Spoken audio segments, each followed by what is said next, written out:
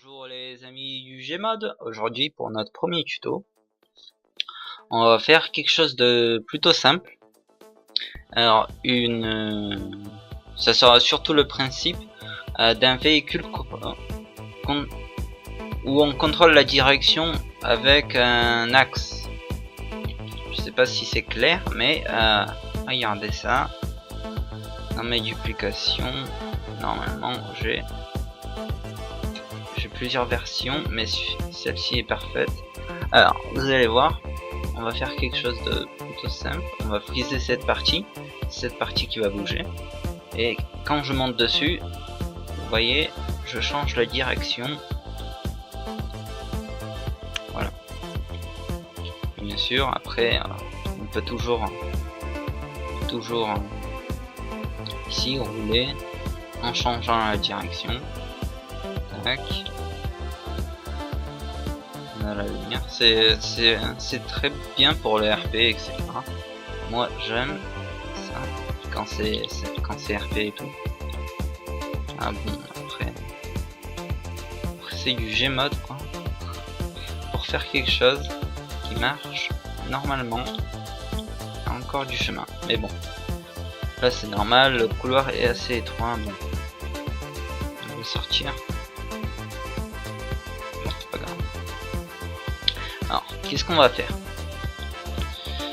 Déjà pour un premier temps, on va assembler le véhicule. Moi, je peux vous montrer plusieurs façons de faire un axe, mais celui-ci est le plus simple. Voilà. Alors, on va dans Spawn List, Build General, et on va prendre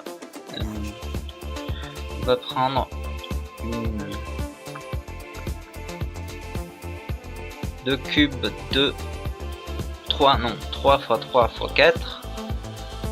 On va en prendre 2 et un 3 x 3 x 1 comme ceci.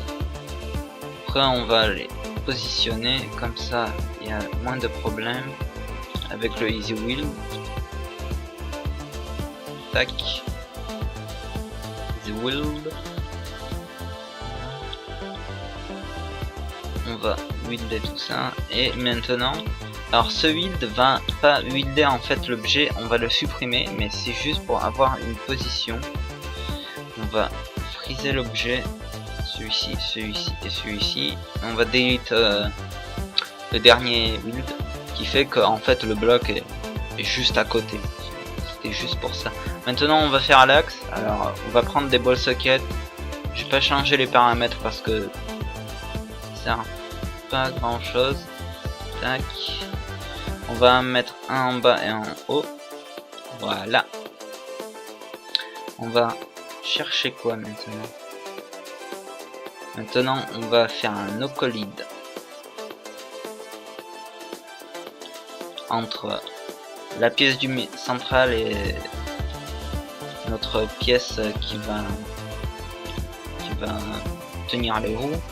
On va aller dans wheel, on va prendre les wheels qui nous conviennent. Moi j'ai pris celle-ci, voilà, je les mets ici. On change le weight de ces wheels, le poids. On va les mettre à 25. Oui, bon, j'ai pas besoin d'expliquer que cet outil-là se télécharge sur le workshop. Hein, après, faut pas déconner, quoi.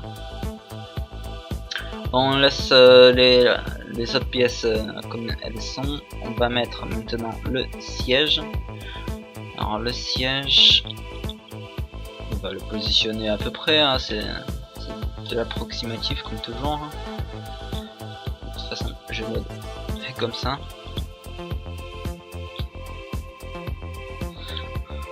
Voilà, on va faire un build entre cette pièce et celle-ci, cette pièce et celle-ci, et on va rebuilder cela parce que j'aime bien rebuilder. Voilà, bon. Maintenant, on a tout. Non, on doit faire un ocolide entre les roues et la pièce. Comme ça, elles pourront passer entre. Voilà. Maintenant, dans un premier temps, on va aller dans le wire. Et on va prendre déjà pour contrôler le tout un pod contrôleur. Le pod contrôleur qui se trouve ici, Vehicle Control. On va le mettre, on va le linker avec le siège. Voilà. Quand on l'a linké, on va prendre une gate end qui va nous servir après. Elle se trouve dans Logic and All. Voilà.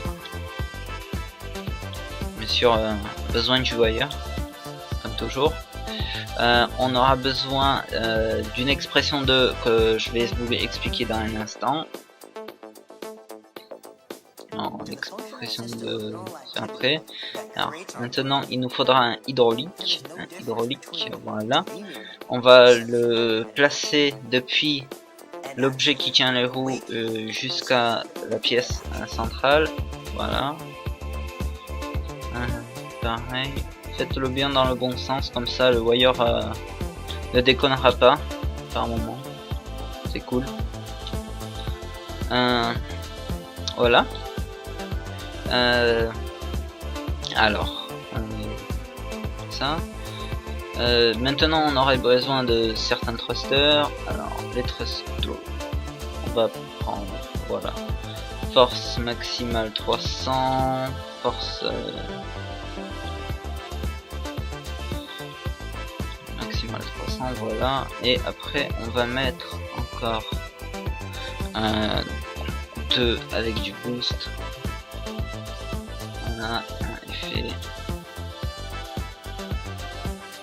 à 150, voilà. Bon, maintenant on a besoin de l'expression 2 qui se trouve ici. On va aller dans expression 2 quad tuto, on va open le editor et là on a quoi?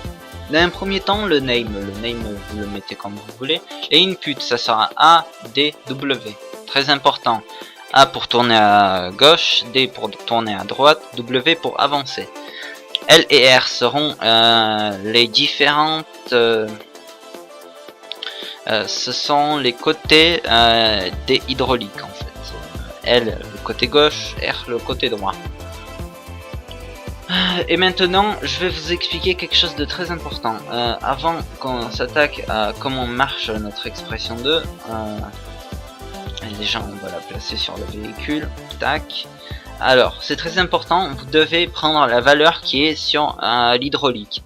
Comment on fait ça? En fait c'est le hydraulique lin qui est à peu près chez moi égal à 30. Donc on aura besoin d'une valeur de 30 à la base. Et après on dira de ajouter ou de soustraire à cette valeur, voilà. Moi je préfère 7 une valeur. Au lieu de l'ajouter ou de la soustraire, c'est un peu plus facile dans une expression. Alors, voilà. On va open l'editor. Alors la première ligne sert à tourner à gauche. En fait, quand la touche A sera enfoncée dans les claviers QWERTY, c'est juste un type de clavier. Sinon sur les claviers AZERTY, ça sera la touche Q. Quand cette touche va être activée, on dira que le côté droit, côté gauche se rétracte et le côté droit, on va rajouter de la valeur. Et je viens de me rendre compte qu'en fait il faut juste ajouter ici, voilà, 40, voilà. De base on a 30 et on va ajouter jusqu'à 40 juste. Voilà. Ça après vous déduisez de vous-même combien il vous faut dans les valeurs, mais pour moi vu que c'est un hydraulique assez long, je me dis que ça sera une bonne valeur. Voilà, la seconde ligne, la seconde boucle if en fait, elle dit si la touche D qui sert à tourner à droite est activée, alors on rétracte le côté droit et on allonge le côté gauche. Voilà. La dernière ligne, la dernière boucle if, qui contient une boucle if, est très importante parce que cette ligne là va dire si justement on appuie sur la touche W et si en même temps il y a une autre touche qui est activée en même temps pour tourner, alors ne surtout pas faire quelque chose dans ce cas là, surtout pas. Il faut rester, il faut exécuter la boucle qui est activée normalement. Mais si cette condition n'est pas remplie, autrement dit, si on a la touche W et que ni A ni D n'est activé en même temps, alors le véhicule doit aller tout droit. Je vais juste changer les valeurs, voilà. Vous voyez, c'est pas sorcier, c'est vraiment très simple. Je tiens à préciser, c'est moi qui ai créé l'expression de j'ai rien copié, voilà. Alors s'il y a des défauts, c'est ma faute, c'est pas la faute de quelqu'un d'autre. Je sais pas quelqu'un. Qu'est-ce que vous cherchez, voilà. Je vais juste rafraîchir pour mettre les bonnes valeurs, voilà. Maintenant on va prendre le Wire Advanced et on va dire que avancer c'est sur W, que les deux boosters sont sur la gate end, le reculer est sur le S, le A de la gate end est sur le W et le B est sur le shift. Voilà. Maintenant le A va sur le A, le D va sur le D, le W va sur le W. Voilà.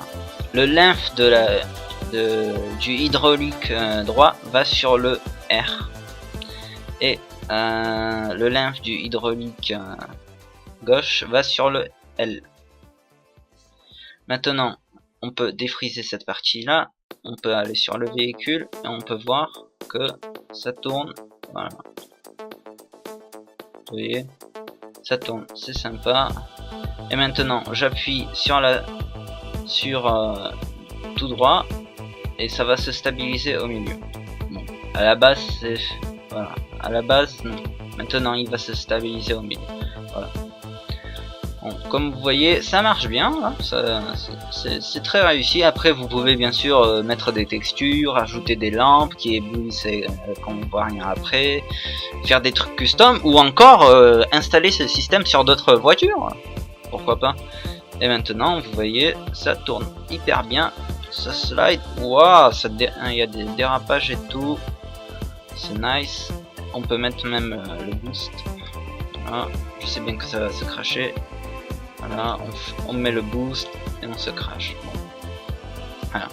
Alors merci d'avoir regardé. Dans un prochain tutoriel je vais vous apprendre comment faire un boost à surchauffe.